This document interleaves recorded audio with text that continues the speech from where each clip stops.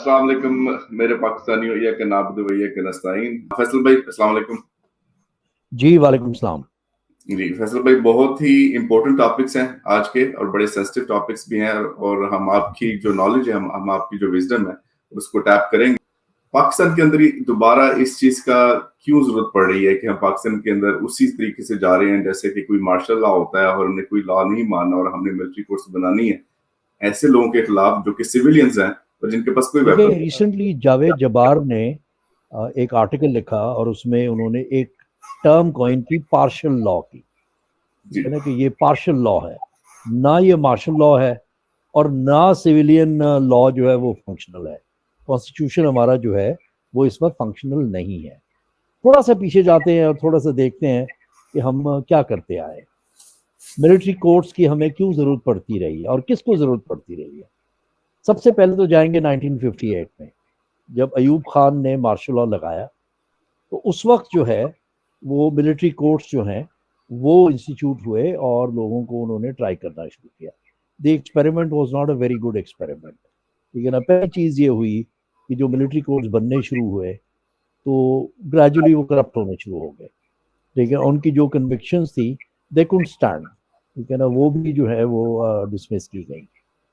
उसके बाद दोबारा जब मिलिट्री कोर्ट्स की बात आई तो इंटरेस्टिंगली ये 1997 में, 97 के बाद इनफैक्ट 1998 में, जब नवाज शरीफ 2/3 मेजोरिटी के साथ, ठीक है ना, प्राइम मिनिस्टर था और जस्टिस सजाद अली शाह को जिस तरह हटाया गया वो भी हमें पता है। उसके बाद क्या हुआ, नवाज शरीफ ने मिलिट्री कोर्ट्स बनाए और जो उसका अपना अपॉइंटेड चीफ जस्टिस था अजमल मियाँ ने उस वक्त वो मोटो लिया। 9 मेंबर बेंच था और उस 9 मेंबर बेंच ने इसको कलअदम करार दिया। लेकिन उन्होंने कहा कि ये मिलिट्री कोर्ट्स नहीं हो सकते। नवाज शरीफ ने एक ऑर्डिनेंस के थ्रू, जो ऑर्डिनेंस 12 था 1998 का, ऑर्डिनेंस 12 1998 का, उसके तहत उसने मिलिट्री कोर्ट्स बनाने की इजाजत दी थी। अजमल मियाँ जो चीफ जस्टिस थे, 9 मेंबर बेंच ने उन मिलिट्री कोर्ट्स को कलअदम किया। उस वक्त तक एक जो है कन्विक्शन हो चुकी थी और वो एक्सिक्यूशन भी हो चुकी थी, राइट। तो वो जिस बंदे को एक्सिक्यूट किया गया, ठीक है ना, उसको पूछने वाला कोई भी नहीं था कि जो मिलिट्री कोर्ट जो जिसने उसको कन्विक्ट किया था वही कलअदम हो गया, ठीक है ना। उसके बाद हम आते हैं 2015 में, again Nawaz Sharif prime minister, ठीक है ना। सानिया हुआ पेशावर का, बिला शुबा बहुत बड़ा सानिया था एपीएस पेशावर का। और तकरीबन सारी जो पॉलिटिकल फोर्सेस थी इंक्लूडिंग इमरान खान, उन्होंने उस वक्त जो है 21st अमेंडमेंट की कॉन्स्टिट्यूशन में for the creation of military courts. तो एक कॉन्स्टिट्यूशनल अमेंडमेंट जिसमें 2/3 की जरूरत होती है वो की गई और उसके तहत 2 साल के लिए एक सनसेट क्लॉज डाल के ये 2 साल के बाद ये अमेंडमेंट जो है कारामद नहीं होगी। तो मिलिट्री कोर्ट दोबारा बनाए गए। उन्होंने जो कन्विक्शन की 200 कन्विक्शन तो पेशावर हाई कोर्ट ने जो है ना वो उन्होंने ओवरटर्न की। 200 कन्विक्शंस पेशावर हाई कोर्ट लोग की। इसका मतलब ये था कि वो जो कन्विक्शंस थी, जो प्रोसेस फॉलो हुआ, जिस तरह एविडेंस जो है पेश हुआ, कलेक्ट किया गया, उसको उन्होंने एक्सेप्ट नहीं किया और उन्होंने कहा कि ड्यू प्रोसेस नहीं हुआ, फेयर ट्रायल नहीं हुआ, इसलिए उन्होंने डिसमिस कर दिया। क्वालिटी ऑफ एविडेंस नहीं थी, ठीक है। दोबारा फिर 23rd अमेंडमेंट हुई और 2 साल के लिए दोबारा जो है वो मिलिट्री कोर्ट्स बनाए गए और ये लैप्स कर गया 2019 में, 2019 में ये गए, ठीक है ना। तो ये है इनकी हिस्ट्री। अब एक चीज पे और आते हैं, हमारे कायद जिना, जिना साहब जो है कायद आजम, उनका आप देखिए रवैया क्या था।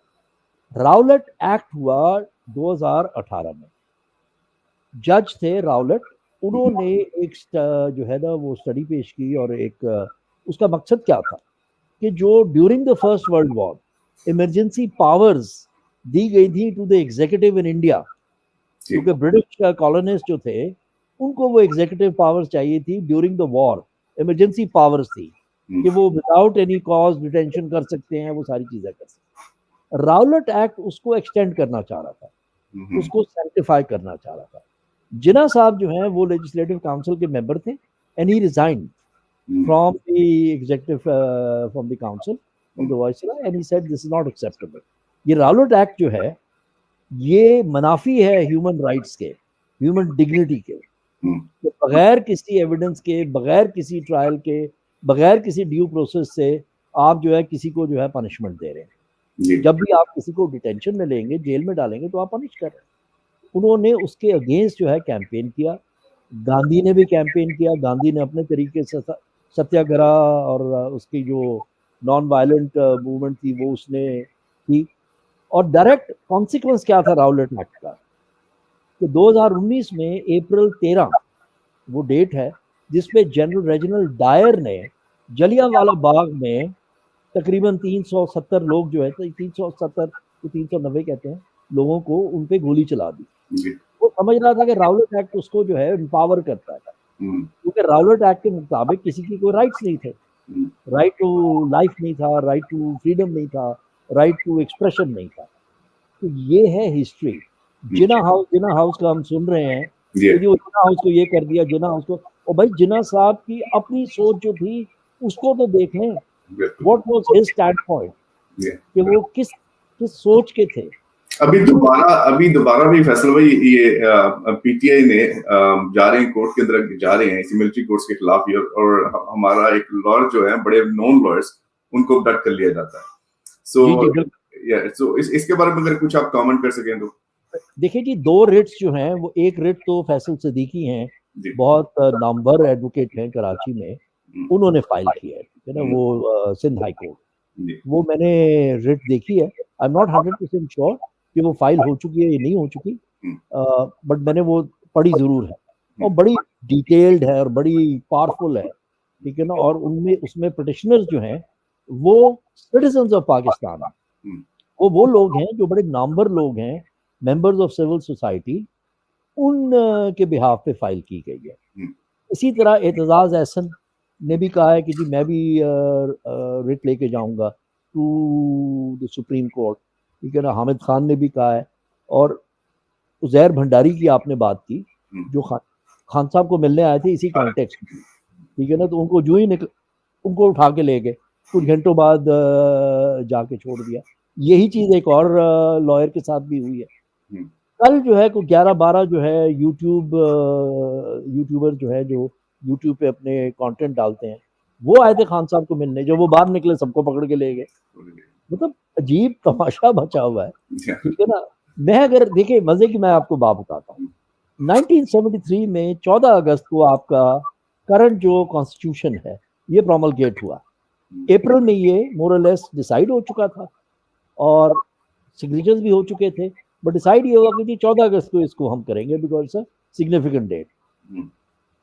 वो जब प्रोमलगेट हो गया तो 4 घंटे बाद, सिर्फ 4 hours, only 4 hours, Zulfikar Ali Bhutto imposed emergency, suspended all fundamental rights, all.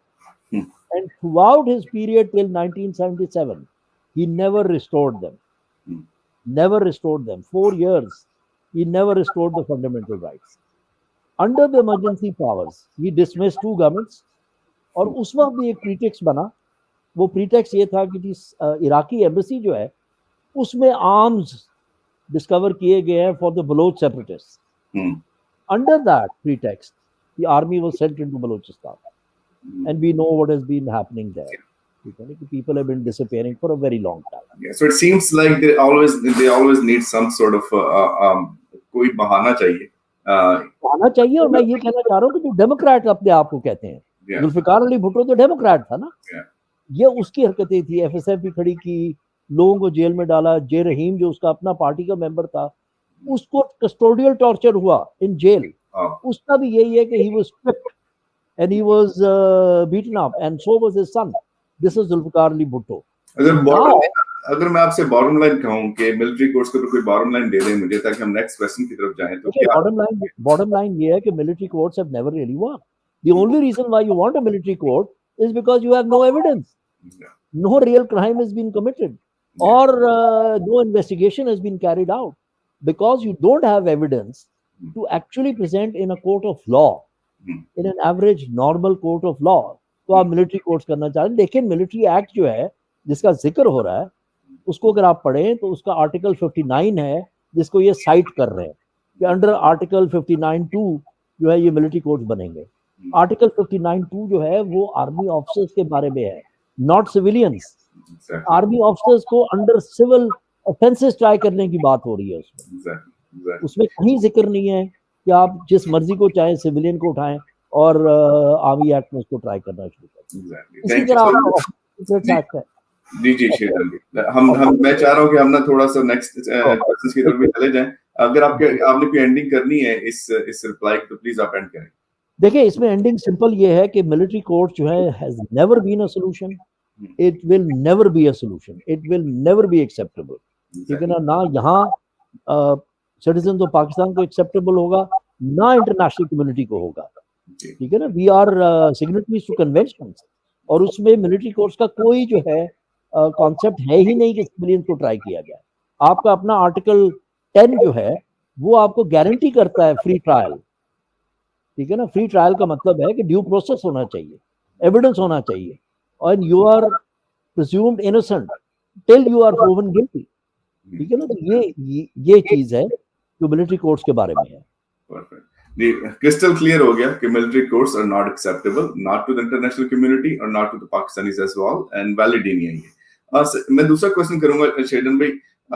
हमने देखा कि फ्रीडम ऑफ स्पीच की वॉलेशन स्टार्ट होती है 9th of April 10th of April से ही शुरू हो जाती है फ्रीडम ऑफ स्पीच की वॉलेशन।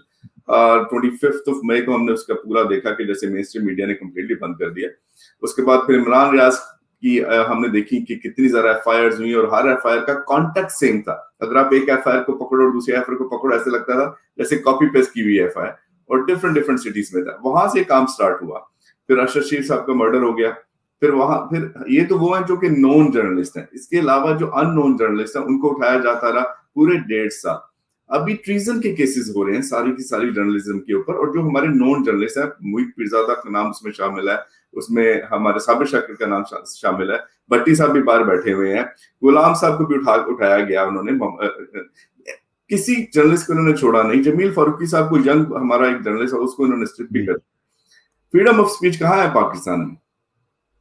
देखिए नहीं है, मेरा ताल्लुक रहा है मीडिया से almost 30 years, starting from the 1990s।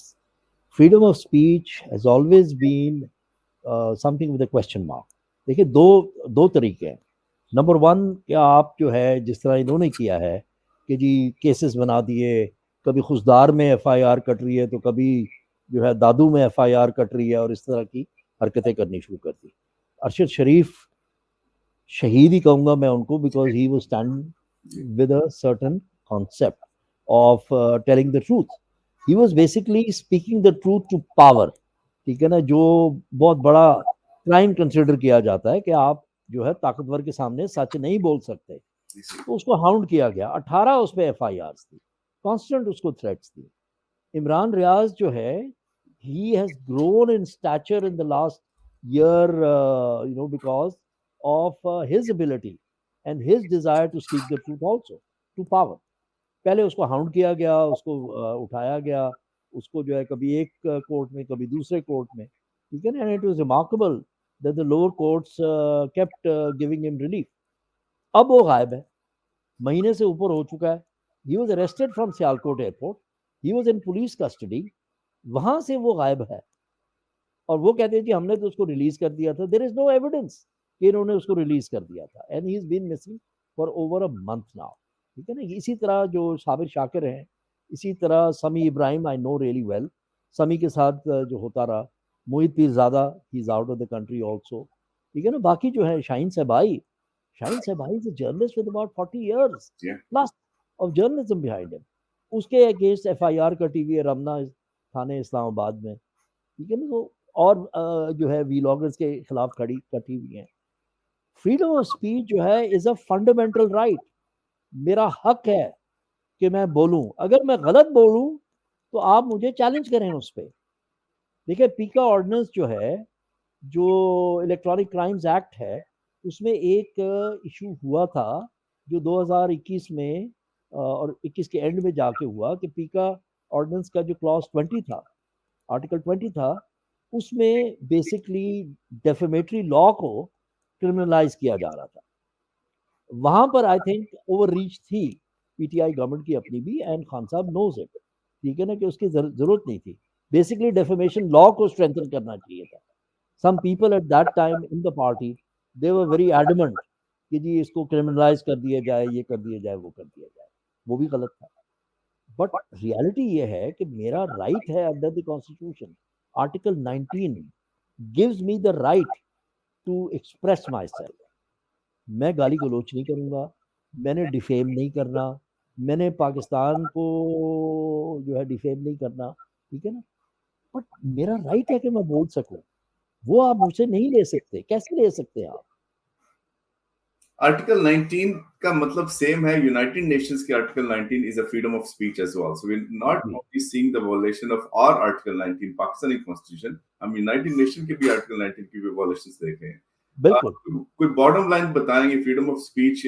हमने देखा कि जो भी ऐसा कोई बयान भी देता है या ट्वीट भी कर देता है या इवन कहीं पे किसी प्रोटेस्ट के अंदर खड़ा भी होता है सिर्फ इसलिए कि वो हक की तरफ जाना चाहता है, वो सच बोलना चाहता है, ऑब्जेक्टिव बात करना चाहता है। इमरान रियाज खान साहब को तो ये भी कहा गया कि वो जर्नलिस्ट नहीं है क्योंकि वो एक तो खैर पार्टी की तरह बात करते हैं। वो जिसने कहा है उसको ये नहीं पता जी कि मीडिया है क्या, और या एक्सप्रेशन क्या है, और लिखाई क्या होती है, और जर्नलिज्म क्या होती है। I mean she is laughable, ठीक है ना। पहले तो उसको साइड पे करें। देखिए बात ये है कि in today's environment where you have multiple platform for expression, there cannot be a total control over people's voice or their thoughts. It is not going to work, ठीक है ना। आप किसी भी सोशल प्लेटफॉर्म को देख लें, right, just Imran Khan own YouTube channel, Yeah. before the 9th of May it was around 460,000 subscribers. It is now over a million A million. in a month, Yeah. ठीक है ना। this 460 came in almost 2 years. I'll give you another example. I'll give you another example because one of our main PTI YouTube channels was being attacked. Our ground workers were being attacked as well. 2 of our ground workers were picked up and they're in the jail at the moment for no reason. हमने एक backup channel बनाया और within 1 day, within 24 hours, our backup channel was at 107K subscribers. That is phenomenal. बिल्कुल, that is Within phenomenal. 1 day. And right now, our backup channel have around 100 plus K subscribers. Ji, this is what's going to happen. देखिए, people will express themselves. You cannot suppress. And there is a generation Z which is not going to follow your lead. It just isn't. It's far more aware. ये जो perception था ना कि whatever we say will stand, that is gone, right? Whatever they've tried, it hasn't worked and it will not work simply because you cannot suppress voices. Yeah. It has never been possible. It is only possible for a period of time, right? Yes. If you go to Nazi Germany, so what is that period of time?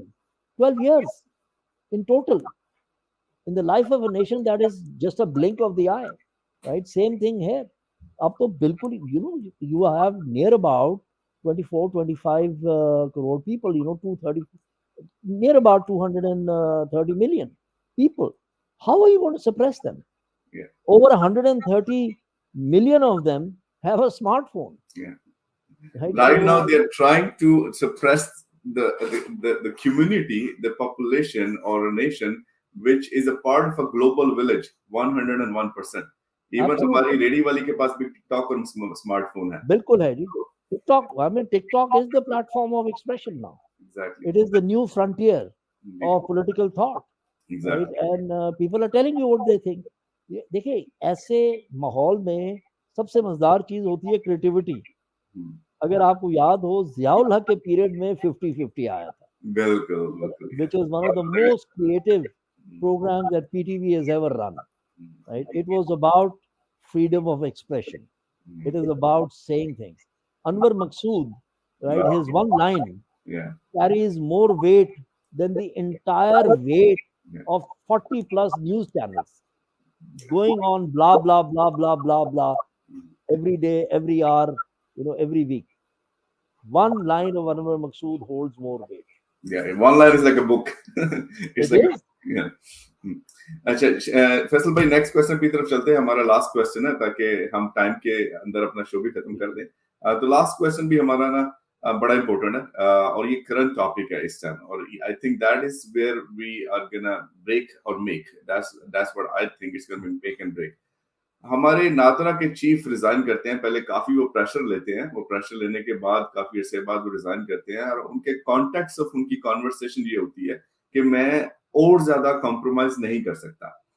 That is the context. अगर एक बंदा, एक नादरा का chief, हमारा एक बहुत बड़ा एक डेटाबेस है, हमारा इदारा है, वो कह रहा है कि मैं और कोई प्रेशर या और कोई कॉम्प्रोमाइज नहीं कर सकता, दैट मींस कि pre poll rigging is already started. That's what I see in the silver lining. जी इसके अलावा जो से हैं, हमें प्री पोल रिगिंग की और भी चीजें नजर आ रही हैं, जो इंजेक्ट फियर किया गया है, फियर को इंजेक्ट किया गया है, और एक कंफ्यूजन भी क्रिएट की गई है इलेक्शंस के लिए भी। जो हमारा 14 मई को हमारा इलेक्शन एक होना था, अकॉर्डिंग टू द कॉन्स्टिट्यूशन, उसको नहीं माना गया। इसी तरह इन्होंने कराची के बल्दियाती इलेक्शन में भी किया था, इसी तरह इन्होंने आजाद कश्मीर में भी किया। अब ये चाह रहे हैं कि 24 करोड़ आबादी के साथ वही किया जाए जो कि एक सिटी के साथ इन्होंने किया है। तो क्या ये मुमकिन है, और ये क्या करना चाह रहे हैं? देखिए, मैं I was leading a team and we were doing analysis of electoral rolls, ठीक है ना, पिछले साल से हम कर रहे हैं। तकरीबन अप्रैल से हमने लास्ट ईयर से शुरू किया था। पहले रोल्स जो आए वो मई में आए, मई 22 में, ठीक है जी। तो उसमें तकरीबन जो है ना 12 करोड़ और 50 लाख के करीब वोटर्स रजिस्टर्ड थे। फिर क्या हुआ, जून में एक रिट गई to the court last year. एक शख्स ने रिट की, उसने कहा जी मैं जिंदा हूँ, मुझे इलेक्टोरल रोल्स में जो है इन्होंने मुर्दा करार दिया हुआ है। तो that case was taken up. उसमें हुआ ये कि इलेक्शन कमीशन ने जाके बाद में कहा कि जी ये जो है ना क्लरिकल एरर था। So 4 million names that had been taken out had to be added back in. 4 million, 40 lakh vote. Just to put it in context, अगर पीटीआई 2018 के इलेक्शन में 97,000 वोट, लेस देन 100,000, ठीक है ना, इन सर्टन कॉन्स्टिट्यूएंसीज लेती, we would have had 12 more seats, right? So just that is just the context, right? 1 lakh से आप 10-12 constituencies को इफेक्ट कर सकते हैं, ठीक है ना, उसको इम्पैक्ट कर सकते हैं। जब हमने रोल्स को स्टडी करना शुरू किया, उसमें मेजर अनॉमलीज थी। अनॉमलीज इस किस्म की थी कि वो मुजायका खेज थी। जब वकील को दिखाया गया तो वकील ने कहा ये हो नहीं सकता, तो हमने उनको एविडेंस दिखाया। देखिए, सबसे छोटा जो यूनिट है ना, जो पॉपुलेशन का यूनिट है, वो ब्लॉक कोड है। जब पॉपुलेशन का सेंसस होता है, जब पीबीएस जो पाकिस्तान ब्यूरो ऑफ स्टैटिस्टिक्स है, जब वो कंपाइल करता है ना रिजल्ट सेंसस के, तो block code is the smallest unit. और इलेक्टोरल रोल्स जो हैं वो ब्लॉक कोड वाइज होते हैं। एक कॉन्स्टिट्यूएंसी के जितने भी ब्लॉक कोड्स होते हैं उतने उसके रोल्स होते हैं, और उसमें मर्दों के और ख़वातीन के सेपरेट रोल होते हैं, ठीक है ना। तो वो दिएगा। तो हमने ऐसी ऐसी अनॉमलीज देखी। मैं लाहौर की बात कर रहा हूँ, पीपी 170 है, कि वहां पर जो है suddenly there were 5,500 votes in a single polling station, जबकि इलेक्शन एक्ट कहता है कि जी 1200 से ज्यादा हो नहीं सकते। उसकी वजह यह है कि 2 मिनट लगते हैं एक वोट डालने में, और आपके पास वही तकरीबन 9 घंटे हैं, जिसमें से आपने लंच ब्रेक भी लेनी है कुछ और, बट लेट्स से 9 के 9 घंटे हैं। उन 9 घंटों में कितने वोट डाल सकते हैं? 270 एक पोलिंग बूथ में, राइट। इसलिए 1200 का नंबर दिया गया कि एक पोलिंग स्टेशन में 1200 से ज्यादा नहीं होने चाहिए, एक पोलिंग बूथ में 300 से ज्यादा नहीं होने चाहिए। 5,500 वोट, 5,500 वोट का मतलब है कि वोट पढ़ ही नहीं सकते। तो there are two ways, one is suppression of vote and the other is stuffing of vote, right? Suppression कैसे होती है? When I make it difficult for you to vote, I don't want you to vote. So especially young women, their votes are moved away from their family. और उसके पीछे thought process ये है कि अगर उसका वोट उसी पोलिंग स्टेशन में नहीं होगा जहाँ उसकी वालदा जा रही है, जहाँ उसका वालिद जा रहा है, जहाँ उसका भाई जा रहा है, तो उसके लिए वोट डालना बड़ा मुश्किल हो जाता है, ठीक है ना, वोट ही नहीं डाल सकते। सो women's votes are suppressed deliberately, ठीक है ना। पहली चीज तो ये है, इसीलिए आपका वोटर टर्नआउट जो है 50% से ऊपर जाता ही नहीं। लास्ट ईयर भी आई थिंक 50.3 था या ऐसे कुछ था, बट लेट्स से 51 था, ठीक है। The moment your voter percentage goes to 55, 56, the effects of rigging cannot really make an impact. ये इसीलिए वोटर टर्नआउट को लो रखा जाता है, ताकि आपने 5 से 7% अगर रिगिंग कर ली, वोट स्टफिंग कर ली, तो उससे रिजल्ट जो है वो अफेक्ट हो जाता है। तो आप देखिए लास्ट ईयर जुलाई में हाई वोटर टर्नआउट की वजह से हम जो है पीटीआई जो है वो 75% सीट जीती थी। जी, ये मैंने शुरू में अपने क्वेश्चन में भी मेंशन किया कि प्री पोल रिगिंग को कनेक्ट किया जा सकता है, ये जो फियर इंजेक्शन है इस टाइम, ज्यादातर जो फियर इंजेक्शन हो रही है वो हमारी वुमेन्स के अंदर ही हो रही है या हमारे बच्चों के साथ हो रही है। देखिए दो चीजें, बिल्कुल एब्सोल्युटली दो चीजें हो रही है ना। एक तो women are being deliberately harassed, so they step back from politics because PTI brought women into politics. PTI made sure that they become politically aware, and not only politically aware, they are very committed activists. They are very committed to making a difference, right? To making I've seen professors from universities doing activism on ground at the UC level, Union Council level. And these are professors of top universities. And they were women, right, who were doing this. So, whereas you would think a LUMS graduate would never be in UC politics, there are LUMS graduates, women, who are going door to door in union councils, right? तो उनको डराने धमकाने पीछे धकेलने के लिए किया गया. And the interesting thing, there's a woman who's orchestrating all this, right? And we know who she is. Yes. Right? जिसकी लंदन तो क्या पाकिस्तान में भी कोई प्रॉपर्टी नहीं थी, ठीक है ना? तो उसका मैं आपको एक छोटा सा एग्जांपल देता हूँ. देखें, देयर इज NA75 है विच इज डस्का. तो डस्का के एक पर्टिकुलर जब ये इलेक्शन वहाँ बाई इलेक्शन हुआ जो बड़ा कंटेंशियस था, जिसमें ECP ने दोबारा फिर रोल प्ले किया कि वो कुछ हल्के थे, कुछ पोलिंग स्टेशन थे जिनमें पोलिंग दोबारा होनी थी, उन्होंने पूरे हल्के में ही करवा दी. अब उसमें एक इलेक्टोरल रोल है, एक ब्लॉक कोड का. ना block codes don't change, right? उनकी इंटेग्रिटी होती है. तो जब बाई इलेक्शन हुआ तो वहां पर जो है तकरीबन 3,340 वोट्स रजिस्टर्ड थे, 3,300 से ऊपर वोट्स थे. जब इलेक्टोरल रोल्स आए अक्टूबर 7 2022 लास्ट ईयर, तो उसी ब्लॉक कोड में अब 1020 वोट थे. But that's not enough. ये 1020 वोट जो थे उनमें से एक वोट भी नहीं था जो पहले वाले रूल्स में था. पूरा ब्लॉक कोड ही चेंज था, ठीक है ना? तो ये भी जब ECP को हमने लेटर्स लिखे और हमने कहा जी ये क्या है, उन्होंने कहा ये कोई बात नहीं है, माइग्रेशन होती रहती है. People migrate from one city to another, people migrate from one part of the city to another, right? We have seen, जो मैंने PP 170 की बात की पहले लाहौर की, उसमें तकरीबन 106 एरियाज, लाहौर के 106 एरियाज से वोट लाकर उस एक कॉन्स्टिट्यूएंसी में डाले गए थे PP 170 में. जी हमारा टाइम असल में खत्म हो गया, वरना इस डिस्कशन को हम और लंबा लेके जाते. मैं चाह रहा हूँ कि आप लास्ट 1 मिनट में कंक्लूड कर दें, आपकी जो समरी हमें दे दें ताकि हम इसे एंड कर सकें. देखिए, हमारे दो चैलेंजेस हैं. I am talking now as a voter, कि मैं एक वोटर हूँ, right? Whichever party I vote for is my right कि मैं किसको वोट डालना चाहता हूँ. मुझे वोट अपना रजिस्टर भी करना है, चेक भी करना है कि मेरा जो रजिस्टर्ड वोट है वो शिफ्ट ना हो गया हो. जुलाई 13 तक ECP ने रोल्स जो हैं वो खोले हुए हैं कि you can register yourself, you can ask for your vote to be shifted or moved to where you want it. They make it so difficult. कोई process, I mean 21st century में, if you go to the ECP website right now and you want to download Form 21, जिसको भर के आप लेके जाएंगे ECP के दफ्तर जमा कराने, वो लिंक ही नहीं मिलेगा. वो लिंक ही टोटल टूटा हुआ है. So there is no way that you can get that Form 21. You'll have to go to the ECP office, get the form, fill it, then they will say ये document लाओ, वो document लाओ. But still we have to do it as voters. So that's one thing. And secondly, then I have to protect my vote also. Because I want to make sure that just before the polling date, I again check where my registered vote is, because they do that too. They shift it at the last moment, right? So you can't even react to it. So we have to ensure that when we do go to the polls, we do so with our own free will. Thank you so much Faisal भाई, बहुत अच्छा session रहा। I am sure कि हमारी जो audience है उसने काफी सीखा, मैंने काफी सीखा।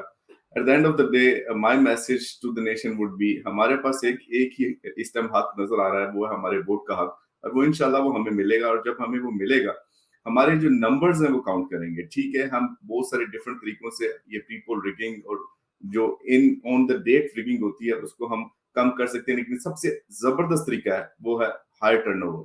अगर हम अपना टर्नओवर ले जाते हैं 65%, 70%, हमने बाय इलेक्शन में देखा, हम जीत सकते हैं, ये जितनी मर्जी रेगिंग कर ले। Thank you so much Faisal भाई, इंशाल्लाह थैंक नेक्स्ट टाइम फिर आएंगे और श्योर, बहुत अच्छे टॉपिक लेके आएंगे। We learn a lot today.